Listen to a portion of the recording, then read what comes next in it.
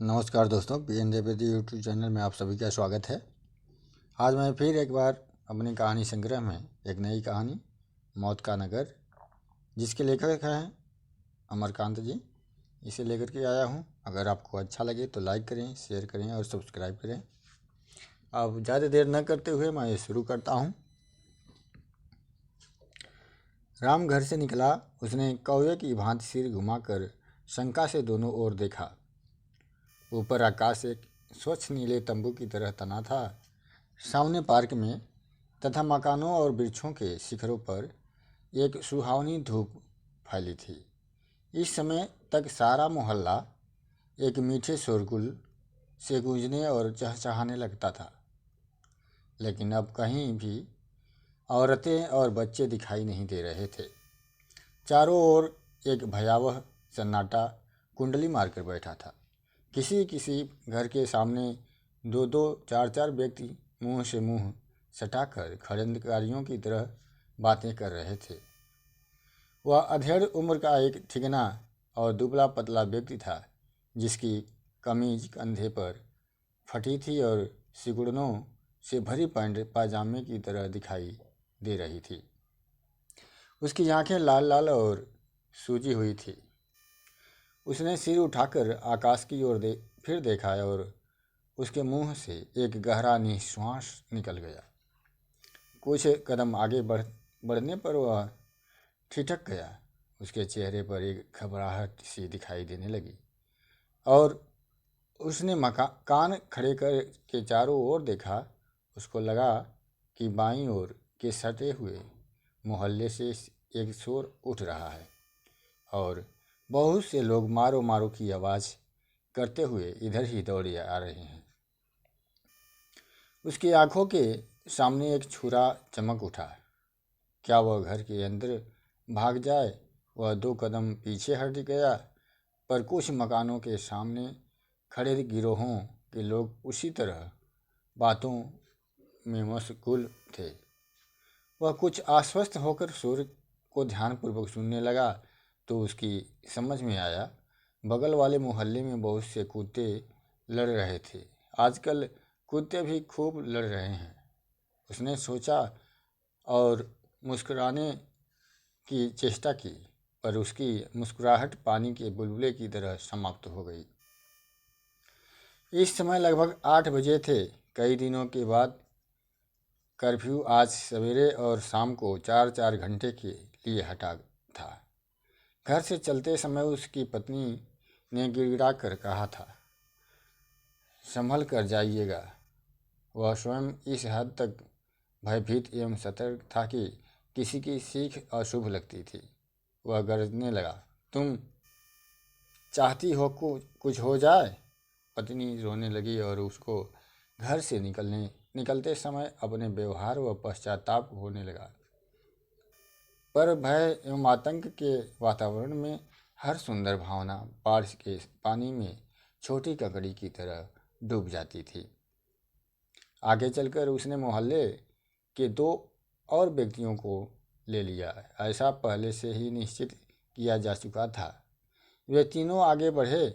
उनके चेहरे सूखे हुए थे। वे एक दूसरे को इस तरह देख रहे थे गोया उन्होंने कोई अपराध किया हो। कोई खास बात? उन तीनों में से एक ने होठों में ही भुनभुना कर पूछा। स्टेशन के पास एक आदमी को छुरा लगा है, दूसरे ने सूचना दी। हिंदू है? नहीं, मोहम्मडन है। क्या हिम्मतगंज की तरफ किसी लड़की की लाश मिली है? हाँ, मोहम्मडन है। नहीं, हिंदू है। राम चुपचाप सुन रहा था। उसको लगा जैसे कोई उसके दिल को ऐंठ कर रक्त को निचोड़ रहा हो। सहसा वे मौन हो गए थे। मोहल्ला जहाँ खत्म होता था वहाँ ईंट की एक चहारदीवारी कुछ दूर तक चली गई थी, पर लोगों को अलग करने की कोशिश सदा के लिए सफल नहीं होती और चहारदीवारी को बीच में तोड़ तोड़ कर कई रास्ते बना लिए गए थे। उधर वाला मोहल्ला मुसलमानों का था। आज़ादी के बाद दोनों मोहल्लों के लोग प्रेम से रहने लगे थे। वे आपस में व्यवहार कर रखते थे। मुसलमान ग्वालों के यहाँ से हिंदू लोग दूध ले आते तो हिंदू बनियों के यहाँ से मुसलमान उधार सामान ले जाते थे। शादी ब्याह में वे एक दूसरे के यहाँ आते जाते थे और एक दूसरे की मदद करते थे। दोनों मोहल्लों के लड़कों के बीच अक्सर क्रिकेट या फुटबॉल के मैच होते रहते थे। अभी 2-3 वर्ष पहले जमील नामक एक लड़का राम के मोहल्ले में काफ़ी लोकप्रिय हो गया था। उसको नाटक और गाने बजाने में से बहुत प्रेम था। उसने वीर अभिमन्यु नाटक में सुभद्रा का अभिनय किया था। उसने एक ऐतिहासिक हिंदू महिला का पाठ अत्यंत सच्चाई से करने का निश्चय किया था।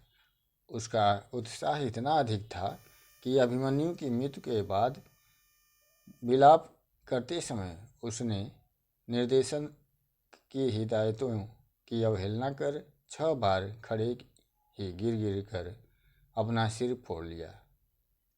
इससे हिंदू जनता में वास्तविक कलाकार के रूप में उसकी ख्याति बहुत जल्दी ही फैल गई थी। लेकिन अचानक यह सब खत्म हो गया था और अब लोग भय और अफवाहों के अलावा और किसी बात पर विश्वास नहीं करते थे। वे तीनों चारदीवारी से आगे बढ़ गए। उनमें से प्रत्येक बीच में रहने की कोशिश करता, पर किसी को भी इसमें स्थायी सफलता नहीं मिल रही थी। इसी समय पीछे से उनकी ओर कोई लपका। राम बाएं किनारे पर था, इसलिए सबसे पहले वही चौंका। लेकिन वह एक नौजवान पंडित था। वह धोती और बनियान पहने था और नंगे पैर था। उसकी चोटियाँ फहरा रही थी तथा उसके ललाट पर चंदन का टीका लगा था। वह कर्फ्यू खत्म होने पर किसी उपाय से इस बस्ती में किसी के यहाँ पूजा पाठ करने के लिए आया था और वापस जाने के लिए अपने धर्मावलंबियों के किसी दल के संग साथ का इंतजार कर रहा था। मैं भी चलूं?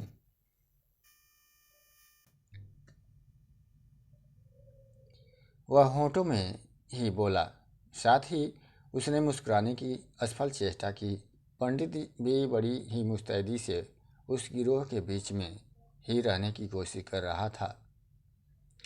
चाल की गति के दबाव में वह गुल्ली की तरह इधर उधर छटक जाता, लेकिन फौरन ही चूहे की तरह पुनः भीतर घुसता।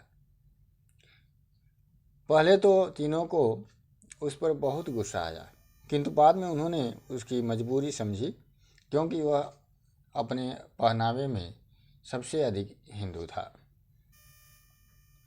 वह पतली सड़क विधवा की मांग की तरह सुनी थी।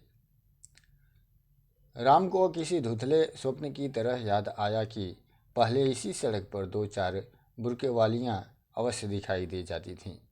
छोटे बच्चे धूल में खेलते और चहकते रहते थे।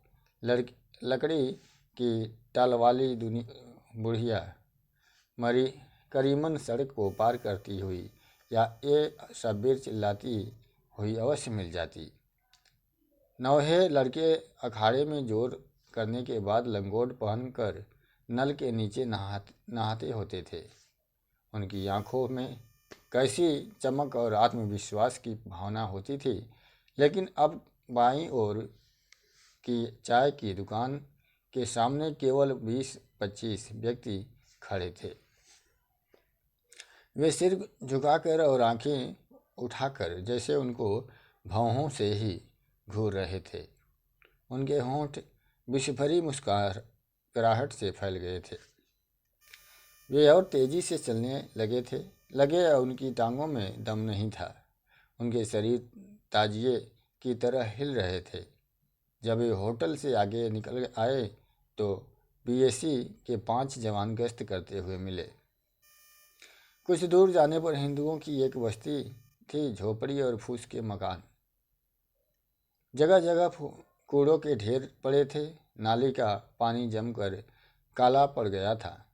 एक बूढ़ा रोगी घर के सामने बैठा बुरी तरह खास रहा था।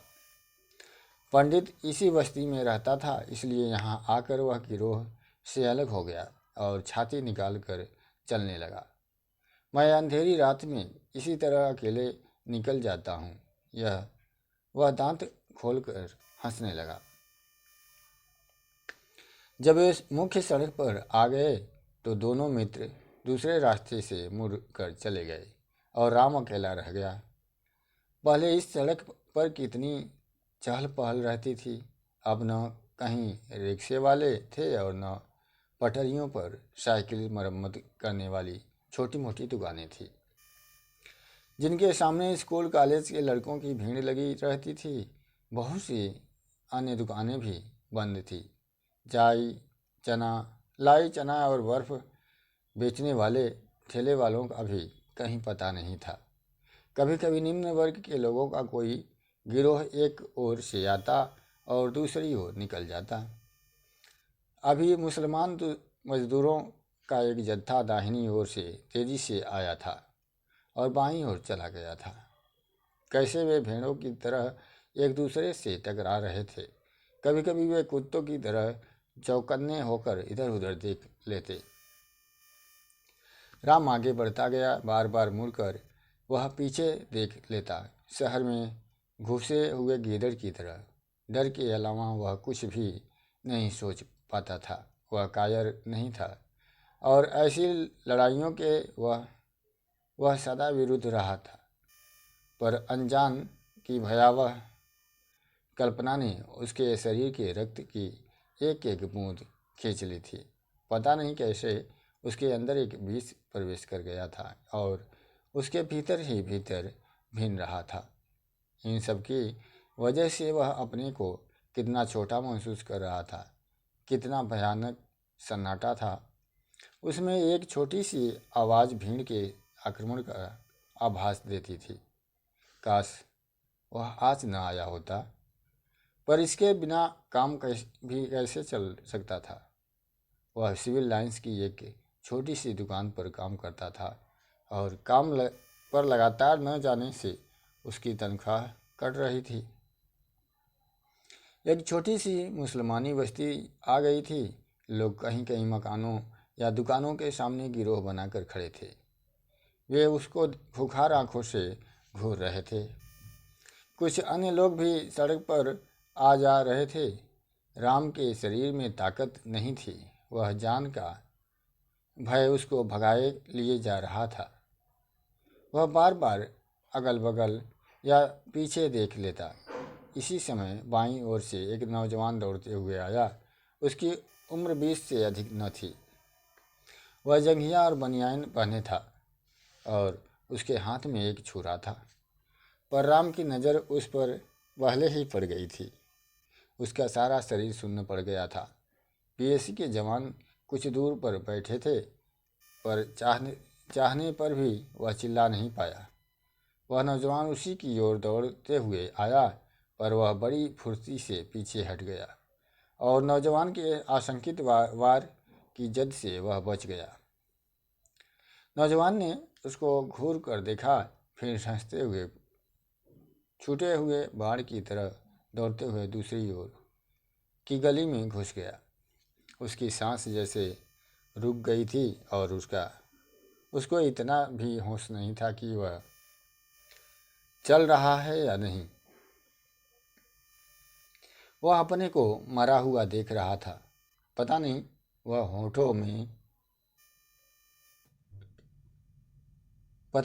होठों में बुदबुदा रहा था या उसके दांत किटकिटा रहे थे। उसकी आंखों के सामने एक क्षण के लिए अपनी बीबी और उदास बच्चों के चेहरे उभर आए। शायद कोई और भी उसकी ओर बढ़ा आ रहा था। वह लुंगी और कमीज पहने हुए था। उसने कहा, बाबूजी, आप सीधे चले जाइए, घबराइए मत। घबराइए नहीं, ये साले बाहर से आकर मोहल्ले को बदनाम करना चाहते हैं। मैं ज़रा दूसरी जगह चला गया था तो ऐसी बात हुई, नहीं तो मैं यहीं खड़े होकर सब कुछ देखा करता हूँ कि कोई वारदात न हो जाए। उफ, कैसा ख़राब ज़माना आ गया है। आप मजीद दूध वाले के यहाँ से दूध लेते हैं ना। राम ने उसको गौर से देखने की कोशिश की, लेकिन उसकी समझ में नहीं आया कहीं यह उसको धोखा देने की कोशिश तो नहीं कर रहा है।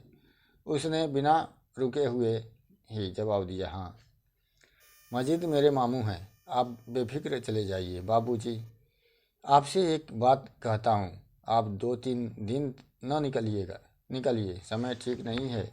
अच्छा, आप चले जाइए, मैं यहीं खड़ा हूँ। राम बेहोशी की किसी हालत में चल रहा था।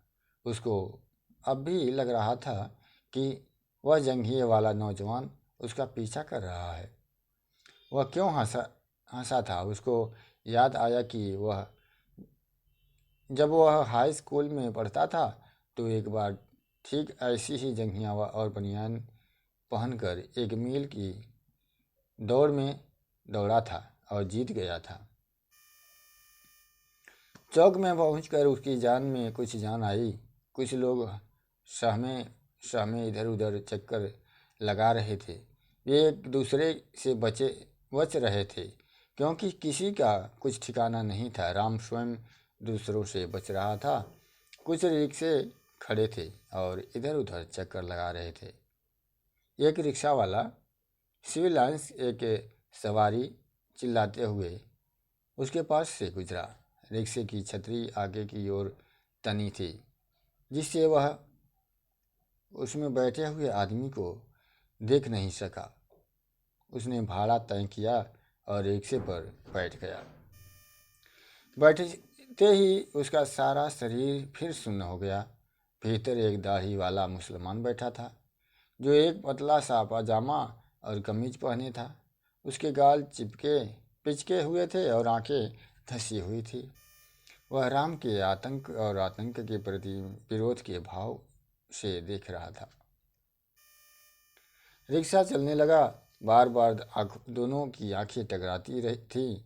वे रिक्शा के दोनों किनारों से सटे थे ताकि उनके शरीर स्पर्श न करें। दोनों शरीर को टेढ़ा करके अपने मुंह को दूसरी ओर घुमाए हुए थे, लेकिन बार बार कनखी से एक दूसरे को देख लेते थे। राम ने गौर किया कि दाढ़ी वाले व्यक्ति की नज़रें उसकी कमर या पैंट की जेब की ओर भी चली जाती थी। इसका कारण वह जानता था, क्योंकि वह स्वयं दाढ़ी वाले की कमर की ओर देख लेता था। वह रिक्शा सड़क पर हिचकोले खाता था तो उसके शरीर एक दूसरे से सटते थे, लेकिन वे फुर्ती से अलग होकर अपने अपने किनारों को पकड़ लेते थे। अब रिक्शा एक ऐसी जगह से गुजर रहा था जहां एक होटल के सामने स्थित फुटपाथ पर 8-10 आदमी खड़े थे। उसमें 2 या 3 पहलवान की तरह थे और लाल अंगोछा तथा बनियान पहने थे। उनमें से किसी एक ने रिक्शे की ओर इशारा किया।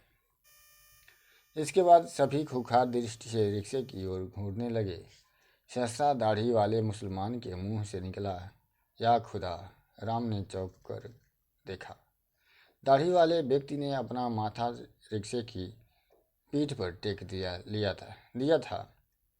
उसकी आंखें ऊपर टंग गई थी और उसके पैर बुरी तरह कांप रहे थे। कारण समझ में देरी नहीं लगी, जिससे वह स्वयं इतना डर रहा था। उसको इस तरह डरा हुआ देख कर उसको कुछ संतोष हुआ, पर क्या वह मरने वाला तो नहीं? कुछ देर पहले उसकी भी तो ऐसी ही हालत हो गई थी। सुनिए, होश में आइए, राम ने उसके शरीर को हिलाकर कहा। दाढ़ी वाले व्यक्ति ने बहुत ही बेचारगी से उसकी ओर देखा, पर उसके मुंह से कोई आवाज़ नहीं निकली। क्या तबीयत खराब है? नहीं। उसके मुंह से अस्फुट स्वर निकला, कोई बात नहीं है। राम ने आश्वासन दिया। उसके मुंह से अनजाने में ये बातें निकली थी और इस पर उसको कुछ आश्चर्य हुआ। उसको याद आया कि कुछ दिन पहले वह इंसान था। हाँ, इंसान। क्या अभ्यासवश उसके मुंह से ये बातें निकली थी? रिक्शा आगे निकल गया अब वो दाढ़ी वाला व्यक्ति सीधा बैठ गया था और वह कुछ सुस्थिर हो चला था। कैसा खराब वक्त आ गया है, वह बोला। हाँ, बहुत खराब समय आ गया है, राम ने उसके शब्दों को दोहरा दिया। प्लेग में जैसे चूहे मरते हैं उसी तरह लोग मर रहे हैं। हाँ, हिंदू मुसलमान दोनों मर रहे हैं। सब गरीब मारे जाते हैं। रोज़ कमाने खाने वाला हूँ। 3 दिन से घर में कुछ नहीं बता। कहाँ काम करते हैं, राम ने पूछा। नेशनल टेलरिंग हाउस में। अपने तो भूखा रह सकता हूँ आदमी, पर बच्चों को भूखा नहीं देखा जाता जी। आज न आता तो क्या करता। हाँ, यही तो बात है। आपसे सच कहता हूँ, जैसे बाड़े में मुर्गियाँ ठूस दी जाती हैं उसी तरह औरतें भाग कर आई हैं और एक एक मकान में रह रही हैं। उनकी हालत क्या बयान करूँ। लोग भूखों मर रहे हैं। कोई अपनी साइकिल बेच रहा है, कोई अपनी घड़ी बेच रहा है, गहने गिरवी रखे जा रहे हैं। गलतियाँ दोनों ओर से हो रही हैं। कोई भी पाक साफ नहीं है जी। मेरे 2-3 दोस्त हिंदू हैं, पर अब वे आंखें नहीं मिलाते। झूठ क्यों कहूँ, मैं भी उनसे नज़रें चुराता हूँ। यही तो खराबी है, इसलिए हम तरक्की नहीं कर पाते। हाँ, मिलजुल कर रहें तो आँख उठाने की किसी की हिम्मत न पड़े। सहसा वे चुप हो गए। उनका उत्साह भीतर ही न मालूम कहाँ गुम हो गया था।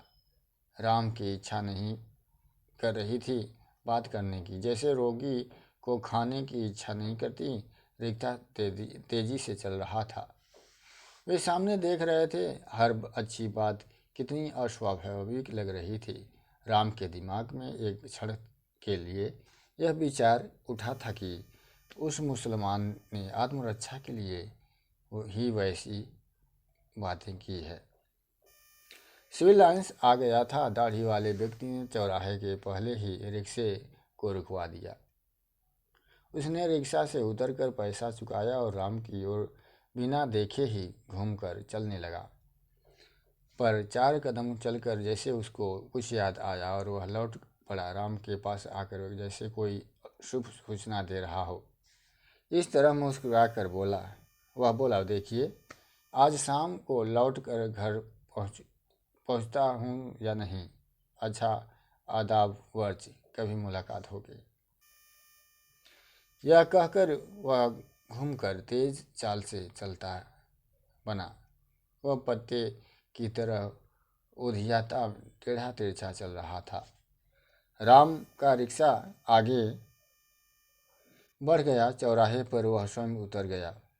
पता नहीं क्यों उसकी आंखें भरी हुई थी। ये आंसू उस व्यक्ति के प्रति कृतज्ञता के थे या अपनी मजबूरी के प्रति, यह वह समझ नहीं पाया। पर इस दुख के एहसास से उसको खुशी हो रही थी। आह, डर के मारे वह न खुश का अनुभव कर सकता था और न दुख का। पर इस व्यक्ति ने उसके दिल को बहुत मुलायम बना दिया था और उसकी दुख की भावना को उभार दिया था। कुछ देर पहले इसको हत्यारा समझता था, पर यह मेमने की तरह प्यारा है। मस्जिद का रिश्तेदार भी ऐसा ही था। राम चौराहे को पार करके आगे की सड़क पर निकल गया था। उसने चारों ओर खुशी खुशी देखा। खूबसूरत सड़कें और दुकानें, हरे भरे वृक्ष। तभी उसको याद आया कि शाम को फिर उसे लौटना है।